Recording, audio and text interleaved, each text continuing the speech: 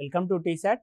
ఈరోజు మనం కర్బన సమ్మేళన రసాయన శాస్త్రంలో భాగంగా మిగిలిన భావనలు అయినటువంటి ప్రమేయ సమూహాలు, అణుసాదృశ్యము మరియు కర్బన సమ్మేళనాలకి నామిక్లేచర్ నేమింగ్ ఏ విధంగా ఇవ్వాలనేటువంటి అంశాలని పరిశీలిద్దాం. కర్బన సమ్మేళన రసాయన శాస్త్రంలో మనకి ఉన్నటువంటి మరొక భావన ప్రమేయ సమూహాలు. వీటినే మనము ఇంగ్లీష్ లోపల ఫంక్షనల్ గ్రూప్స్ అని పేర్కొనడం జరుగుతుంది. మనకి ఈ ఫంక్షనల్ గ్రూప్స్ని ఆధారం చేసుకునే నామిక్లేచర్ ఉంటుంది. ఈ ప్రమేయ సమూహం అంటే ఏంటో ఒకసారి చూద్దాం. కర్బన సమ్మేళనం యొక్క ధర్మాలు, భౌతిక ధర్మాలు కావచ్చు, రసాయన ధర్మాలు కావచ్చు. భౌతిక రసాయన ధర్మాలు అనేటువంటివి ఆ కర్బన సమ్మేళనం లోపల ఉన్నటువంటి పరమాణువుల సమూహాన్ని ఆధారం చేసుకొని ఉంటాయి. అంటే ఏ ఏ రకాల పరమాణువులు ఉన్నాయి అనే అంశాన్ని ఆధారంగా చేసుకొని ఆ కర్బన సమ్మేళనం యొక్క భౌతిక రసాయన ధర్మాలు ఆధారపడి ఉంటాయి. ఆయా పరమాణువుల ప్రమేయ సమూహం అనేటువంటిది ఆయా పరమాణువులని సూచించే విధంగా ఉంటుంది. ఒక ప్రమేయ సమూహానికి చెందినటువంటి పదార్థాలన్నీ కూడా ఒకే రకమైన భౌతిక రసాయన ధర్మాలను కలిగి ఉంటాయి. సో ప్రమేయ సమూహాన్ని ఆధారంగా చేసుకొని ఒక పదార్థం అనేటువంటిది ఏ రకమైన భౌతిక రసాయన ధర్మాలను కలిగి ఉంది అనే అంశాన్ని వివరించవచ్చు. ఒక కర్బన సమ్మేళనం యొక్క ధర్మాలు అనేటువంటివి ఆ సమ్మేళనంలో ఉన్న పరమాణువులు లేదా పరమాణువుల సమూహంపై ఆధారపడి ఉంటాయి. ఈ పరమాణువుల సమూహాన్ని సూచించేదే లేదా ఈ పరమాణువుల సమూహాన్నే మనము ప్రమేయ సమూహము అని పేర్కొనడం జరుగుతుంది. ఉదాహరణకి మనకిప్పుడు ఆల్కహాల్ కనుక తీసుకున్నట్లయితే ఆల్కహాల్ లోపల ROH అని సూచించడం జరుగుతుంది. ROH అని సూచించడం జరుగుతుంది. అంటే ఇక్కడ R అనేటువంటిది ఆల్కైల్ గ్రూప్. ఈ ఆల్కైల్ గ్రూప్కి ఆక్సిజన్ పరమాణువు అదేవిధంగా హైడ్రోజన్ పరమాణువు అనుసంధానించబడి ఉంటాయి అనే అంశము మనకి ప్రమేయ సమూహం ఆధారంగా తెలుస్తుంది. సో ఈ విధంగా ప్రమేయ సమూహం లోపల మనకి పరమాణువుల సమూహం గురించి తెలుసుకోవడానికి ఉపయోగపడుతుంది. నేను ఇంతకుముందు చెప్పినట్టుగా ప్రమేయ సమూహాల ఆధారంగా కర్బన సమ్మేళనాలని వర్గీకరించడం జరిగింది. ఏది రకంగా వర్గీకరించారంటే ఒక ప్రమేయ సమూహానికి సంబంధించినటువంటి పదార్థాలన్నీ కూడా ఒకే రకమైన భౌతిక రసాయన ధర్మాలను కలిగి ఉంటాయి. కాబట్టి ఈ ప్రమేయ సమూహాల ఆధారంగా కర్బన సమ్మేళనాలన్నింటినీ వర్గీకరించడం జరిగింది. ఇక్కడ చూడండి, ఒకే రకమైన ప్రమేయ సమూహాన్ని కలిగి ఉన్న సమ్మేళనాలు ఒకే రకమైన రసాయన చర్యలలో పాల్గొంటాయి. అంటే రసాయన ధర్మాలు అనేటువంటి ఒకే విధంగా ఉంటాయి, ఒకే రకమైన రసాయన చర్యల్లో పాల్గొంటాయి. ఫర్ ఎగ్జాంపుల్, ఒక ప్రమేయ సమూహం X అనేటువంటిది ఉంది. X అనేటువంటిది హాలోజన్తో రియాక్ట్ అవుతుంది అని అంటే ఆ X ప్రమేయ సమూహానికి చెందినటువంటి పదార్థాలన్నీ కూడా ఈ హాలోజన్తో చర్యలో పాల్గొని ఒకే రకమైనటువంటి పదార్థాలను, ఒకే రకమైనటువంటి అంత్య పదార్థాలను ఇవ్వడం జరుగుతుంది. ఈ రకంగా ప్రమేయ సమూహాన్ని కలిగి ఉన్నటువంటి సమ్మేళనాలన్నీ కూడా ఒకే రకమైన రసాయన చర్యలో పాల్గొంటాయి. ఉదాహరణకి ఇంతకుముందు చెప్పినట్లుగా ఆల్కహాల్ని తీసుకోవచ్చు మనం. ఆల్కహాల్ యొక్క ప్రమేయ సమూహం అనేటువంటిది ROHగా ఉండడం జరుగుతుంది. అదేవిధంగా ఈథర్ని కనుక తీసుకున్నట్లయితే ఈథర్ యొక్క ప్రమేయ సమూహం అనేటువంటిది RORగా ఉండడం జరుగుతుంది. గత పరీక్షల లోపల ఈ ఆల్కహాల్ యొక్క ప్రమేయ సమూహం ఏంటి, ఈథర్ యొక్క ప్రమేయ సమూహం ఏంటి, అదేవిధంగా కార్బాక్సిలిక్ యాసిడ్ యొక్క ప్రమేయ సమూహం ఏంటి అనేటువంటి ప్రశ్నలు అనేటువంటివి అడగడం జరిగింది. కార్బాక్సిలిక్ యాసిడ్ కనుక చూసినట్లయితే RC≡OH అనేటువంటిది కార్బాక్సిలిక్ యాసిడ్కి సంబంధించినటువంటి ప్రమేయ సమూహం. అదేవిధంగా ఆల్డిహైడ్ని కనుక పరిశీలించినట్లయితే ఇవన్నీ కూడా ప్రమేయ సమూహాలు. ఈ ప్రమేయ సమూహాలు అనేటువంటి క్రితం పోటీ పరీక్షల్లో అడగడం జరిగింది కాబట్టి ఒక్కొక్క దాని గురించి ఎక్స్ప్లెయిన్ చేయడం జరుగుతుంది. ఆల్కహాల్ అనేటువంటిది ROH, ఈథర్ అనేటువంటిది ROR గాను, ఆల్డిహైడ్ అనేటువంటిది RC≡OH గాను ఉండడం జరుగుతుంది. అదేవిధంగా ఒక ఆల్కైల్ గ్రూప్ అనేటువంటిది హాలోజన్ ఆటంతో చర్య నొందితే మనకు ఆల్కైల్ హాలైడ్ అనేటువంటిది ఏర్పడుతుంది. ఆల్కైల్ గ్రూప్ని మనము Rతో సూచిస్తామని క్రితం క్లాస్లో చెప్పడం జరిగింది. ఆల్కైల్ గ్రూప్ని మనం Rతో సూచిస్తాము, హాలోజన్ ఆటంని Xతో సూచిస్తాము. ఆల్కైల్ గ్రూప్ అనేటువంటిది హాలోజన్ ఆటంతో చెరనొందిన కారణంగా RX అనేటువంటి ప్రమేయ సమూహం ఏర్పడుతుంది. అంటే ఏదైనా ఆల్కైల్ గ్రూపు ఏదైనా హాలోజన్తో, ఆల్కైల్ గ్రూపులు అనేటువంటి మనకు రకరకాలుగా ఉంటాయి. మీథైల్, ఈథైల్, బ్యూటైల్, ప్రోపైల్, ఆ రకంగా రకరకాల ఆల్కైల్ గ్రూప్స్ అనేటువంటివి ఉంటాయి. రకరకాల హాలోజన్ ఆటమ్స్ అనేటువంటివి ఉంటాయి. Fluorine, chlorine, bromine, iodine. ఏ రకమైన ఆల్కైల్ గ్రూప్ అయినా, ఏ రకమైన హాలోజన్ ఆటంతో చెరనొందినా మనకు దాని యొక్క ప్రమేయ సమూహాన్ని మనము RXతో సూచిస్తున్నాము. అంటే ఆ రకమైన సమ్మేళనాలన్నింటినీ కూడా ఈ ప్రమేయ సమూహం కింద వర్గీకరించడం జరిగింది. అదేవిధంగా RC double bond OH aldehyde, RC double bond OH carboxylic acid, ROH alcohol, ROR ether, అదేవిధంగా ఆర్ఎన్హెచ్2 ఉంటుంది మనకి. ఆర్ఎన్హెచ్2 అంటే ఆల్కేల్ గ్రూప్ ఎప్పుడైతే NH2 గ్రూప్తో చేరనొందుతుందో ఏర్పడేటువంటి సమ్మేళనాలను మనం అమైన్లుగా వర్గీకరించడం జరిగింది. వీటిని మనం అమైన్స్ అని పేర్కొనడం జరుగుతుంది. సో ఈ విధంగా ఆల్కేల్ గ్రూపులు మరియు నైట్రోజన్తో చర్యనొందినప్పుడు, హాలోజన్ ఆటంతో చర్యనొందినప్పుడు, ఆక్సిజన్ ఆటమ్స్తో చర్యనొందినప్పుడు ఏర్పడేటువంటి సమ్మేళనాలన్నింటినీ కూడా ఆ రకమైన ప్రమేయ సమూహాల కింద చేర్చడం జరిగింది. ఇది ప్రమేయ సమూహాలకు సంబంధించినటువంటి సమాచారం. నెక్స్ట్ మనకు కర్బన సమ్మేళన రసాయన శాస్త్రంలో ఉన్నటువంటి మరొక ముఖ్యమైన భావన ఏంటి అని అంటే అనుసాదృశ్యము అని అంటారు. దీన్నే మనం ఇంగ్లీష్లో ఐసోమరిజం అని పేర్కొనడం జరుగుతుంది. ఐసోమెరిజం అని పేర్కొనడం జరుగుతుంది. ఐసోమెరిజం లేదా అనుసాదృశ్యం అంటే ఏంటి అని అంటే మోలిక్యులర్ ఫార్ములా అనేటువంటిది సేమ్ ఉంటుంది. అంటే ఒక మోలిక్యూల్కి మోలిక్యులర్ ఫార్ములా అనేటువంటిది ఉంటుంది. ఫర్ ఎగ్జాంపుల్ ఇప్పుడు నీటి అణువును కనుక తీసుకున్నట్లయితే H2O అనేటువంటిది అణు ఫార్ములా లేదా మోలిక్యులర్ ఫార్ములా. అమోనియాను కనుక తీసుకున్నట్లయితే NaH3 అనేటువంటిది మోలిక్యులర్ ఫార్ములా.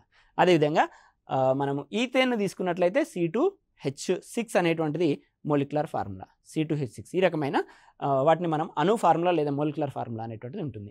ఐసోమరిజం లేదా అనుసాదృశ్యం లోపల ఒకే రకమైన అణు ఫార్ములాని కలిగి ఉంటాయి. వేర్వేరు ధర్మాలని కలిగి ఉంటాయి. కొన్ని పదార్థాలు లేదా కొన్ని సమ్మేళనాలు అనేటువంటివి ఒకే రకమైన అణు ఫార్ములాని కలిగి ఉండి వేర్వేరు ధర్మాలను కలిగి ఉండే దృగ్విషయాన్ని అనుసాదృశ్యము అని పేర్కొనడం జరుగుతుంది. అనుసాదృశ్యము లేదా ఐసోమరిజం అని పేర్కొనడం జరుగుతుంది. అనుసాదృశ్యము లేదా ఐసోమరిజం అని పేర్కొనడం జరుగుతుంది. అదేవిధంగా ఈ అనుసాదృశ్యములను ప్రదర్శించే సమ్మేళనాలని అంటే రెండు రకాల సమ్మేళనాలు అనేటువంటివి ఒకే రకమైన అణు ఫార్ములాని కలిగి ఉంటాయి, కానీ ధర్మాల పరంగా చూసుకున్నప్పుడు వేర్వేరు ధర్మాలను కలిగి ఉంటాయి. ఎప్పుడైతే ఒకే రకమైన అణు ఫార్ములాను కలిగి ఉండి వేర్వేరు ధర్మాలను కలిగి ఉంటాయో దాన్ని అనుసాదృశ్యము లేదా ఐసోమరిజము అని పేర్కొనడం జరుగుతుంది. ఆ రకమైన రెండు పదార్థాలను లేదా రెండు సమ్మేళనాలను మనము అనుసాదృశ్యకాలు అని పిలవడం జరుగుతుంది. వాటిని ఏమంటున్నాం? అనుసాదృశ్యకాలు అని పిలవడం జరుగుతుంది. వీటిని ఇంగ్లీష్ లోపల మనము ఐసోమర్స్ అని పేర్కొనడం జరుగుతుంది. ఈ విధంగా ఐసోమరిజం ప్రదర్శించే సమ్మేళనాలను ఐసోమర్స్ అని పేర్కొనడం జరుగుతుంది. ఇక్కడ మనకి రెండు కాంపౌండ్స్ని నేను ఎగ్జాంపుల్గా తీసుకున్నాను. అంటే ఈ రెండు కలిసి ఒక ఎగ్జాంపుల్ అవుతాయి. ఐసోమరిజం లోపల రెండు సమ్మేళనాలు కలిసి ఒక ఎగ్జాంపుల్, ఒక ఉదాహరణ అనేటువంటి జరుగుతుంది. ఇక్కడ బ్యూటేన్ అనేటువంటి నేను తీసుకోవడం జరిగింది. బ్యూటేన్ ఒకటి, N-బ్యూటేన్ ఒకటి. ఇప్పుడు బ్యూటేన్ కనుక తీసుకున్నట్లయితే బ్యూట్ అనేటువంటిది మనకి 4 కర్బన పరమాణువులు ఉన్నాయి అనే అంశాన్ని చర్చించడం జరుగుతుంది. నామిక్లేచర్ లోపల బ్యూట్ అంటే ఏంటి, మీత్ అంటే ఏంటి, ఈత్ అంటే ఏంటి అనే విషయాన్ని కూలంకుషంగా చర్చిద్దాం. ఇక్కడ బ్యూట్ అని అంటే 4 కర్బన పరమాణువులు అనే విషయాన్ని గుర్తుంచుకోండి. 4 కర్బన పరమాణువులను కలిగి ఉండి ఆ కర్బన పరమాణువుల మధ్యన ఏఎన్ఈ అంటే నేను క్రితం క్లాస్లో చెప్పినప్పుడు అది ఆల్కేన్కి సంబంధించినటువంటి విషయము. సో ఆల్కేన్ కాబట్టి కేవలం ఏకబంధాలను మాత్రమే కలిగి ఉంటుంది. ఇప్పుడు ఈ కార్బన్ ఎక్కడున్నా కూడా దాని వ్యాలెన్సీ 4. ఈ కార్బన్ 4 బంధాలను ఏర్పరచాలి. ఒక బంధం ఆల్రెడీ ఈ కార్బన్తో ఏర్పరిచింది. మిగిలిన 3 బంధాలను హైడ్రోకార్బన్లు, మనం డిస్కస్ చేసే చాప్టర్ హైడ్రోకార్బన్ కాబట్టి మిగిలిన 3 బంధాలని హైడ్రోజన్లతో ఈ విధంగా ఏర్పరుస్తుంది.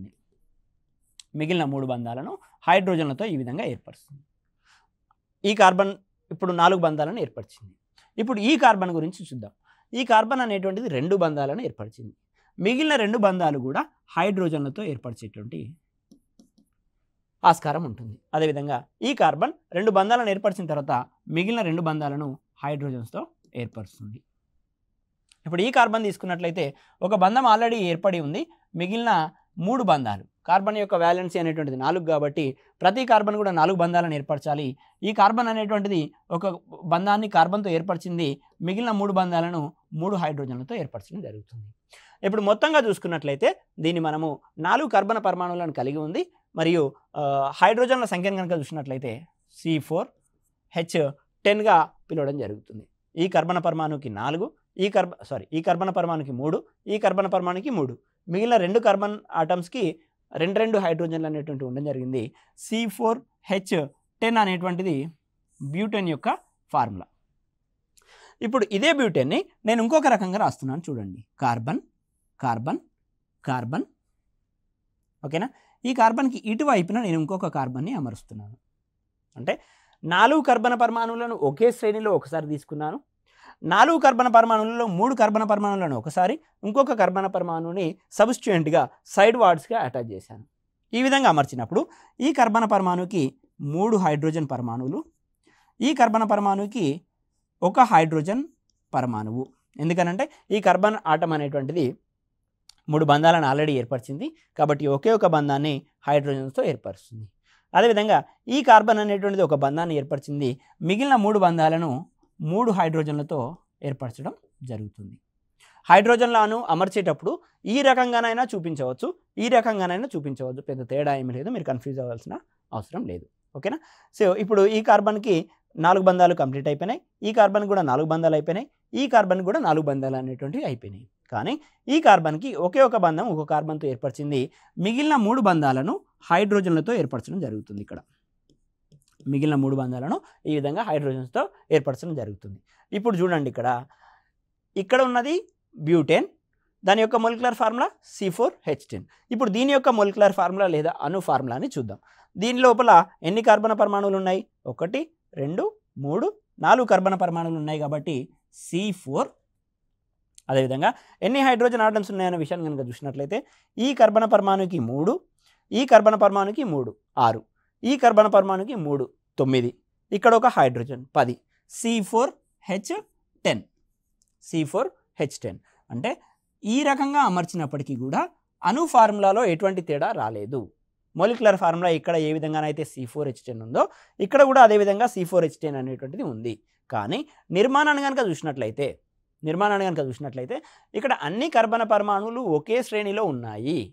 ఇక్కడ 3 కార్బన పరమాణువులు మాత్రమే ఒక శ్రేణిలో ఉండి ఇంకొక కార్బన పరమాణువు సబ్స్టిట్యూయెంట్గా సైడ్ వార్డ్స్గా అటాచ్ అయి ఉంది.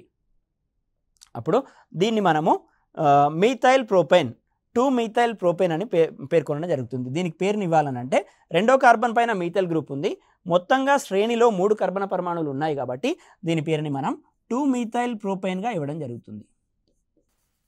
2-మీథైల్ ప్రోపేన్ అని రాయడం జరుగుతుంది.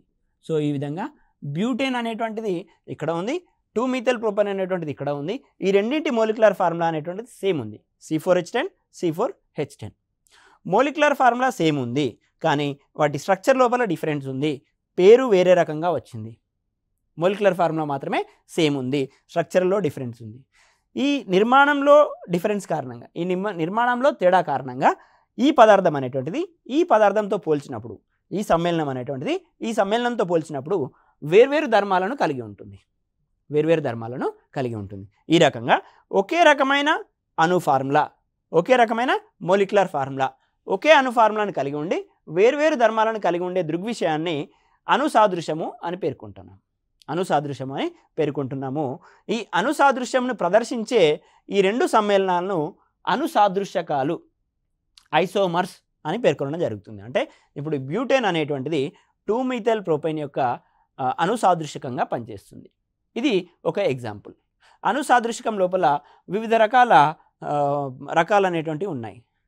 శృంఖల అణుసాదృశ్యకము, ప్రమేయ సమూహ అణుసాదృశ్యకము, అంటే శృంఖల chain isomerism, functional group isomerism, ఓకేనా. ఆ రకంగా వివిధ రకాలైనటువంటివి ఉన్నాయి. కానీ పోటీ పరీక్షల నిమిత్తం మనకు ఇక్కడి వరకు నేర్చుకుంటే సరిపోతుంది. అణుసాదృశ్యం అంటే ఏమిటి, అణుసాదృశ్యకాలు అనగానేమి, శృంఖల సాదృశ్యకం అంటే ఇక్కడ శృంఖలంలో తేడా వచ్చింది కాబట్టి శృంఖల సాదృశ్యకం.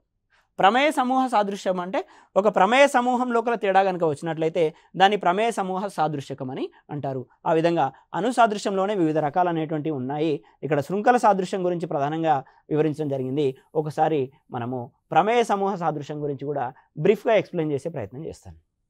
ఎందుకనంటే మీకు అణుసాదృశ్యకం గుర్తుండాలి అని అంటే వాటి లోపల ఉన్నటువంటి రకాలు గుర్తుంటే ఈజీగా మీకు గుర్తుంచేటువంటి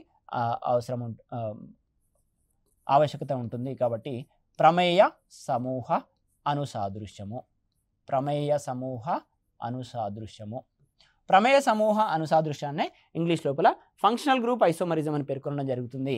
ఇప్పుడు మనకి ROH అనేటువంటిది ఆల్కహాల్ మరియు ROH అనేటువంటిది ఆల్కహాల్, అదేవిధంగా ROR అనేటువంటిది ఈథర్. ఇది ఒక ప్రమేయ సమూహము, ఇది మరొక ప్రమేయ సమూహము.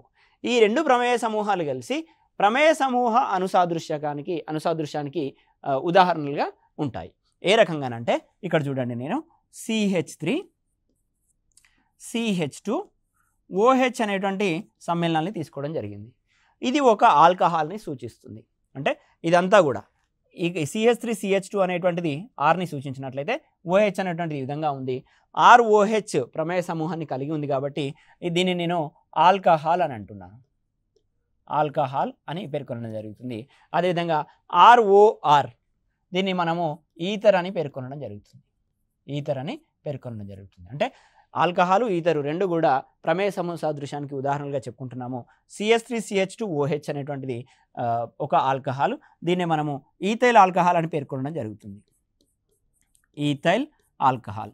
ఈథైల్ ఆల్కహాల్ యొక్క అణు ఫార్ములాను కనుక చూసినట్లయితే, ఈథైల్ ఆల్కహాల్ యొక్క అణు ఫార్ములాను కనుక చూసినట్లయితే రెండు కర్బన పరమాణువులు ఉన్నాయి. CH2 ఎన్ని హైడ్రోజన్ ఆటమ్స్ ఉన్నాయి? 3 + 2 5 + 1 6. C2H6 ఒక ఆక్సిజన్ ఆటం అనేటువంటిది ఉంది. ఈ విధంగా C2H6Oని కలిగి ఉంది. సో నేను ఇంకొక ఈథర్ని తీసుకుంటున్నాను. ఆ ఈథర్ యొక్క ఫార్ములాను కనుక చూసినట్లయితే CH3OCH3. ఈథర్ అనేటువంటిది ROR ప్రమేయ సమూహాన్ని కలిగి ఉండాలి. ఇది ఒక R అనుకుంటే ఇక్కడ ఉన్నటువంటి మిగతాయిలు మరొక Rని సూచిస్తుంది.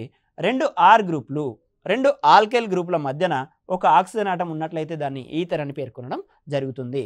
దీని పేరు డైమీథైల్ ఈథర్ లేదా మీథాక్సీ మీథేన్ అని పేర్కొనడం జరుగుతుంది. ఈ కాంపౌండ్కి కనుక మనం నేమ్ ఇచ్చినట్లయితే మీథాక్సీ మీథేన్. కాంపౌండ్కి నేమ్ ఏ విధంగా ఇవ్వాలనేటువంటి అంశాన్ని మనం వచ్చే స్లైడ్లలో కూలంకుషంగా చర్చిద్దాం. కానీ ఇక్కడ వరకు గుర్తుంచుకోండి, ఇది ఆల్కహాల్కి సంబంధించినటువంటి ఇన్ఫర్మేషన్, ఇది ఈథర్కి సంబంధించినటువంటి ఇన్ఫర్మేషన్. ఇక్కడ ఈథైల్ ఆల్కహాల్ అనేటువంటిది ఆల్కహాల్కి సంబంధించినటువంటి ఆల్కహాల్ ప్రమేయ సమూహానికి సంబంధించినటువంటి సమ్మేళనము. ఇక్కడ మీథాక్సీ మీథేన్ అనేటువంటిది ఈథర్ ప్రమేయ సమూహానికి సంబంధించినటువంటి సమ్మేళనం. ఇప్పుడు ఈ మీథాక్సీ మీథేన్ యొక్క అణు ఫార్ములాను మనం గమనిద్దాం. ఈ మీథాక్సీ మీథేన్ లోపల రెండు కర్బన పరమాణువులు అనేటువంటివి ఉన్నాయి కాబట్టి C2. 3 హైడ్రోజన్ ఆటమ్స్, ఇక్కడ 3 హైడ్రోజన్ ఆటమ్స్ ఉన్నాయి. మొత్తంగా C2H6 ఒక ఆక్సిజన్ ఆటం అనేటువంటిది మధ్యలో ఉంది కాబట్టి C2H6O. ఇప్పుడు మీరు గమనిస్తున్న విషయం ఏంటి అంటే ఇక్కడ ఉన్నటువంటి అణు ఫార్ములా C2H6O, ఇక్కడ వచ్చినటువంటి అణు ఫార్ములా ఈ రెండు కూడా సేమ్ ఉన్నాయా లేవా, ఒకే రకంగా ఉన్నాయా లేవా? కానీ ఈ రకంగా ఒకే రకమైనటువంటి అణు ఫార్ములాను కలిగి ఉన్నప్పటికీ అవి రెండు సమ్మేళనాలు కూడా వేరువేరు ప్రమేయ సమూహాలకు సంబంధించినటువంటి సమ్మేళనాలు. దీన్నే మనం ప్రమేయ సమూహ అనుసాదృశ్యము అని అంటాము. ఇంతకుముందు శృంఖల అనుసాదృశ్యం గురించి చూసాము. ఇప్పుడు ప్రమేయ సమూహం అంటే ఒక సమ్మేళనంలో ఉన్నటువంటి ప్రధాన శృంఖలంలో మార్పు వస్తే దాన్ని శృంఖల అనుసాదృశ్యము అని పేర్కొనడం జరుగుతుంది. ఇప్పుడు ప్రమేయ సమూహంలో మార్పు వచ్చి ఒకే రకమైన అణు ఫార్ములాని కలిగి ఉన్నాయి కాబట్టి ఈ రెండింటిని ఐసోమర్స్ అని అంటాము. ఈ దృగ్విషయాన్ని ఐసోమరిజం అని అంటాము. తేడా ఎక్కడ వచ్చిందంటే ప్రమేయ సమూహంలో వచ్చింది కాబట్టి ప్రమేయ సమూహ అనుసాదృశ్యము అని పేర్కొనడం జరుగుతుంది. ఈ విధంగా అనుసాదృశ్యానికి సంబంధించినటువంటి రెండు రకాలని, అదేవిధంగా అనుసాదృశ్యంలో ఉన్నటువంటి ఒకే విధంగా ఏముంటుంది, వేరువేరుగా ఏముంటుంది అనే విషయాన్ని కూడా గమనించాము. అణు ఫార్ములా సేమ్ ఉంటుంది, ధర్మాలు అనేటువంటి వేరువేరుగా ఉంటాయి. ఆ రకమైన దృగ్విషయాన్ని మనము అనుసాదృశ్యము అని, ఆ రకమైన సమ్మేళనాలని అనుసాదృశకాలు అని పేర్కొనడం జరిగింది. సింపుల్గా పోటీ పరీక్షల లోపల అనుసాదృశ్యము అనగానేమి లేదా అనుసాదృశకాలు అనగానేమి అనేటువంటి ఒక క్వశ్చన్ వచ్చి కింద 4 ఆప్షన్స్లో మనకు ఈ రకమైనటువంటి నిర్వచనాలను పెట్టేటువంటి అవకాశం ఉంటుంది. కరెక్ట్గా పిక్ చేసే ప్రయత్నం చేయండి. ఇది అనుసాదృశకానికి సంబంధించినటువంటి ఇన్ఫర్మేషన్. నెక్స్ట్, కర్బన సమ్మేళన రసాయన శాస్త్రంలో మరొక భావన ఏంటి అని అంటే సమజాత శ్రేణులు. దీన్నే మనం ఇంగ్లీష్ లోపల హోమోలాగస్ సిరీస్ అని పేర్కొనడం జరుగుతుంది. Homologous series. హోమోలాగస్ సిరీస్ అని అంటే ఒక శ్రేణి లోపల ఒక సమ్మేళనం మరొక సమ్మేళనంతో, ఒక శ్రేణి లోపల ఈ విధంగా సమ్మేళనాలు ఉంటే ఒక సమ్మేళనం మరొక సమ్మేళనంతో CH2 అనేటువంటి గ్రూప్ని భేదంగా కలిగి ఉంటాయి. మరి ఈ శ్రేణికి సంబంధించినటువంటి అన్ని పదార్థాలు ఒకే రకమైన ప్రమేయ సమూహాన్ని కలిగి ఉంటాయి, ఒకే రకమైన ధర్మాలను కలిగి ఉంటాయి. ఆ రకంగా ఒకే సాధారణ ఫార్ములాని కలిగి ఉంటూ ఒక శ్రేణిలో ఉన్నటువంటి ఒక సమ్మేళనం మరొక సమ్మేళనంతో CH2 అనే గ్రూపుని భేదంగా కలిగి ఉన్నట్లయితే అటువంటి శ్రేణిని హోమోలాగస్ శ్రేణి లేదా సమజాత శ్రేణి అని పేర్కొనడం జరుగుతుంది. ఇక్కడ ఒకే సాధారణ ఫార్ములాని కలిగి ఉంటాయి ఈ సమజాత శ్రేణిలో ఉన్నటువంటి సమ్మేళనాలన్నీ కూడా. వీటి శ్రేణిలో వరుసగా ఉండే రెండు సమ్మేళనాల మధ్య, అంటే ఒకటో సమ్మేళనానికి రెండో సమ్మేళనానికి, రెండవ సమ్మేళనానికి మూడో సమ్మేళనానికి మధ్య భేదం అనేటువంటిది CH2గా ఉంటుంది అని గుర్తుంచుకోవాల్సినటువంటి అవసరం. ఇప్పుడు మనకి హైడ్రోకార్బన్లు గురించి మనము క్రితం క్లాస్లో నేర్చుకున్నాము. ఈ హైడ్రోకార్బన్ లోపల మనకు రెండు రకాలు ఉంటాయని నేర్చుకోవడం జరిగింది. ఒకటి సాచురేటెడ్ హైడ్రోకార్బన్స్, ఇంకొకటి అన్సాచురేటెడ్ హైడ్రోకార్బన్స్. వీటిని సంతృప్త హైడ్రోకార్బన్లు, అసంతృప్త హైడ్రోకార్బన్లు అని పేర్కొనడం జరిగింది. ఈ సంతృప్త హైడ్రోకార్బన్లని ఆల్కేన్స్ అని అంటామని చెప్పడం జరిగింది. అన్సాచురేటెడ్ హైడ్రోకార్బన్స్ని మనము ఆల్కీన్లు, ఆల్కైన్లుగా డివైడ్ చేయడం జరిగింది. సో వీటి మధ్యలో బేసిక్ డిఫరెన్సెస్ కనుక చూసినట్లయితే ఆల్కేన్స్ లోపల సింగిల్ బాండ్ అనేటువంటిది ఉంటుంది, ఆల్కిన్స్ లోపల డబుల్ బాండ్ ఉంటుంది, ఆల్కైన్స్ లోపల ట్రిపుల్ బాండ్ అనేటువంటిది ఉంటుంది. ఇవన్నీ కూడా మనం క్రితం క్లాస్లో చర్చించడం జరిగింది. CnH2n+2. అదేవిధంగా ఆల్కిన్స్ లోపల H2n అనేటువంటి సాధారణ ఫార్ములాని కలిగి ఉంటాయి. ఆల్కైన్స్ అనేటువంటివి CnH2n-2 అనేటువంటి సాధారణ ఫార్ములాని కలిగి ఉంటాయి. క్రితం క్లాస్లో ఆల్రెడీ మనం చర్చించడం జరిగింది కాబట్టి కొంచెం వేగంగా చెప్తున్నాను. CnH2n+2, CnH2n-2. ఇప్పుడు సమజాత శ్రేణి గురించి డిస్కస్ చేసేటప్పుడు హైడ్రోకార్బన్లు సాచురేటెడ్, అన్సాచురేటెడ్ హైడ్రోకార్బన్స్ ఎందుకు తీసుకున్నానంటే ఆల్కేన్లకి ఒక సమజాత శ్రేణి ఉంటుంది, ఆల్కీన్లకి ఒక సమజాత శ్రేణి ఉంటుంది, అదేవిధంగా ఆల్కైన్లకు కూడా ఒక సమజాత శ్రేణి అనేటువంటిది ఉంటుంది. ఇక్కడ మనం ఏదైతే N తీసుకుంటున్నామో ఈ N అనేటువంటిది number of carbon atoms. N అనేటువంటిది నెంబర్ ఆఫ్ కార్బన్ ఆటమ్స్. అంటే నెంబర్ ఆఫ్ కార్బన్ ఆటమ్స్ని ఒకటిగా తీసుకున్నప్పుడు, ఒక కార్బన్ ఆటమ్ని మాత్రమే తీసుకున్నప్పుడు ఫస్ట్ కాంపౌండ్ అనేటువంటిది ఏర్పడుతుంది. N ప్లేస్లో 2ని తీసుకున్నప్పుడు ఇంకొక సమ్మేళనం, N ప్లేస్లో 3ని తీసుకున్నప్పుడు ఇంకొక సమ్మేళనం. ఆ విధంగా సమ్మేళనాలు అనేటువంటివి శ్రేణులుగా అమర్చినప్పుడు ఒకటో సమ్మేళనం రెండవ సమ్మేళనంతో CH2 భేదాన్ని, రెండవ సమ్మేళనం మూడవ సమ్మేళనంతో CH2 భేదాన్ని కలిగి ఉన్నట్లయితే ఆ మొత్తం శ్రేణిని హోమోలాగస్ శ్రేణి లేదా సమజాత శ్రేణిగా పేర్కొనడం జరుగుతుంది. అదేవిధంగా ఆల్కిన్ లోపల N వాల్యూని 2గా ఒకసారి తీసుకుంటాం, N వాల్యూని 3గా, N వాల్యూని 4గా, ఆ విధంగా తీసుకుంటూ ఒక సమజాత శ్రేణిని ఫామ్ చేయడం జరుగుతుంది. అదేవిధంగా ఆల్కైన్లలో కూడా సేమ్ అదేవిధంగా ఒక శ్రేణిని ఫామ్ చేసినప్పుడు ఒకటవ సమ్మేళనానికి రెండవ సమ్మేళనానికి, ఆ విధంగా రెండవ దానికి మూడో దానికి, మూడో దానికి నాలుగో దానికి, నాలుగో దానికి ఐదో దానికి భేదం అనేటువంటిది CH2 గ్రూప్ అనేటువంటిది ఉంటుంది. అంటే ఒక కార్బన పరమాణు అధికంగా ఉంటుంది, రెండు హైడ్రోజన్ ఆటమ్స్ అనేటువంటివి ఒక సమ్మేళనానికి మరో సమ్మేళనానికి తేడాగా ఉండడం జరుగుతుంది. దీన్ని సమజాత శ్రేణి అని పేర్కొనడం జరిగింది. ఇప్పుడు ఆల్కేన్లకు సంబంధించిన సమజాత శ్రేణి గురించి కనుక చూసినట్లయితే ఇది ఆల్కేన్ల యొక్క సమజాత శ్రేణి. ఇంతకుముందు నేనేం చెప్పాను, N వాల్యూని మార్చుతూ పోవాలి. ఇక్కడ నేను కార్బన్ల సంఖ్యను తీసుకున్నాను. కార్బన్ల సంఖ్య ఇది అని అంటే N = 1 ఫస్ట్ తీసుకున్నాను. ఎప్పుడైతే N = 1 తీసుకున్నానో మనకి ఉన్నటువంటి ఫార్ములా ఏంటి, CnH2n+2. CnH2n+2. సో ఈ విధంగా మనకు N స్థానంలో 2ని కనుక ప్రతిక్షేపించినట్లయితే C2H2 + 2. C2H2 + 2. 2 2s are 4 + 2 6. C2H6. ఆ విధంగా 3ని ప్రతిక్షేపిస్తే C3H8, 4ని ప్రతిక్షేపిస్తే C4H10, 5ని ప్రతిక్షేపిస్తే C5H12 అనేటువంటిది వస్తూ ఉంటుంది. ఇంకా 6 7 8 9 ఆ విధంగా ఉంటాయి. కానీ మనకి ఇక్కడ వరకు అబ్జర్వ్ చేస్తేనే మనకి సమజాత శ్రేణిలో గల డిఫరెన్స్ ఏంటో అర్థమవుతుంది. ఒకసారి చూడండి, సమజాత శ్రేణి యొక్క ఫార్ములాని కనుక చూసినట్లయితే CH4ని HCH2Hగా రాశాను. ఇక్కడ CH2 ఒకటే ఉంది, ఇక్కడ నుంచి ఇక్కడికి ఇంకొక CH2 యాడ్ అవ్వడం జరిగింది, ఇక్కడ నుంచి ఇక్కడికి ఇంకొక CH2 యాడ్ అవ్వడం జరిగింది. ఇప్పుడు మనకు సమజాత శ్రేణి లోపల ప్రధాన కండిషన్ ఏదైతే ఉందో, ఒకటో కాంపౌండ్కి రెండో కాంపౌండ్కి CH2 భేదం అనేటువంటిది ఏ విధంగానైతే ఉండాలో ఇక్కడ కరెక్ట్గా అదే ఉండడం జరిగింది. ఇక్కడ 4 CH2లు ఉంటే ఇక్కడ 5 CH2లు అనేటువంటి ఉండడం జరిగింది. ఇది ఆల్కైన్లకు సంబంధించినటువంటి సమజాత శ్రేణి. ఇప్పుడు నేను ఇక్కడ ఆల్కైన్ల సాధారణ ఫార్ములాను కూడా ఇవ్వడం జరిగింది, CnH2n+2. CnH2n+2. N స్థానంలో మనం 1 2 3ని ప్రతిక్షేపించాలి.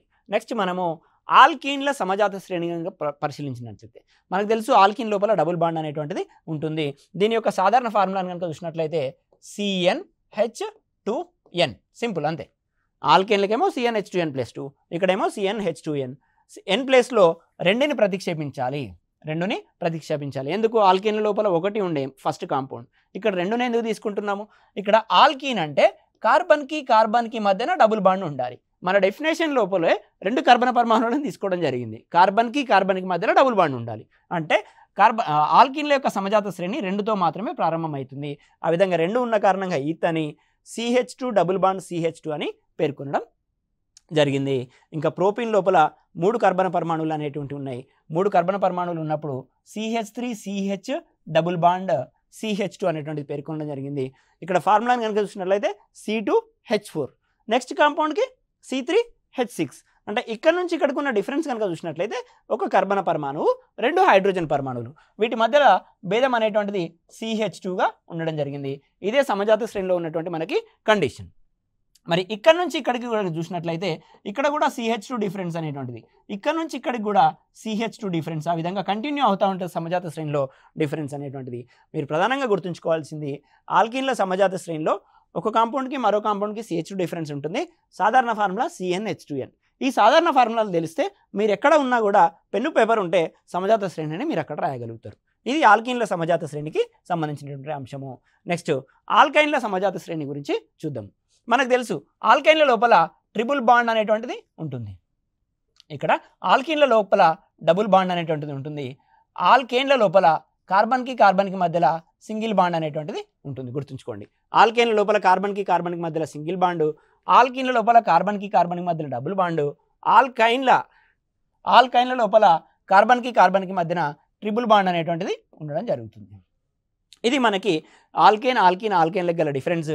ఆల్కైన్ల లోపల మనకి CnH2n -2, CnH2n -2గా సాధారణ ఫార్ములా అనేటువంటిది ఉంటుంది. ఇక్కడ కొంచెం చిన్నగా ఉంది కాబట్టి మళ్ళీ రాశాను నేను, CnH2n -2.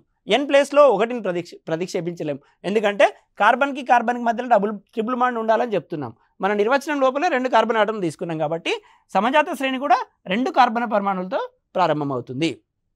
మొట్టమొదటి సమ్మేళనం అనేటువంటిది ఈథైన్, CH triple bond CH, formula అనేటువంటిది C2H2.